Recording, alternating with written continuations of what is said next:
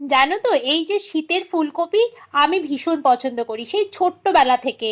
যখনই বাজারে প্রথম ফুলকপি উঠতো, আমার বাবা, আমি যেহেতু পছন্দ করতাম, প্রথম ফুলকপিটা কিন্তু বাড়িতে নিয়ে চলে আসতো। আর মা সঙ্গে সঙ্গে কড়াইশুঁটি, আলু আর ফুলকপি দিয়ে একটা তরকারি বানাতো। তরকারি বলতে পাতলা ঝোল। আমি পাতলা ঝোলটা বেশি পছন্দ করি। আর ওই পাতলা ঝোল দিয়ে মনে হচ্ছে আমি এক থালা ভাত খেয়ে নিতাম। আমার এতটাই পছন্দের। তবে মায়ের হাতের রান্না তো সেটা আলাদাই কথা। তবে মায়ের মতন আমি এত সুন্দর টেস্টি করতে পারবো না। আর তোমাদের বাড়িতে ঠাকুমা, ঠাকুরদাদা, দিদা, দাদু যাদের আছে তাদের হাতের রান্না আর তাদের ভালোবাসা যারা পেয়েছো, আমি কিন্তু সেই ভালোবাসার রান্না থেকে বঞ্চিত হয়েছি। আর আমার মা কিন্তু ভীষণ ভালো রান্না করতে পারে। মায়ের হাতের মতো আমার রান্না হবে না। তবে আজকে মায়ের মতনই চেষ্টা করেছি করবার জন্য। নামানোর আগে একটু ঘি আর একটু গরম মশলা দিয়েছিলাম, যদিও কিন্তু ভালোই হয়েছিল খেতে। তবে মায়ের মতন সেই স্বাদ আসেনি। আমি খাই, আর তোমরা চ্যানেলটাকে সাবস্ক্রাইব করো। টাটা।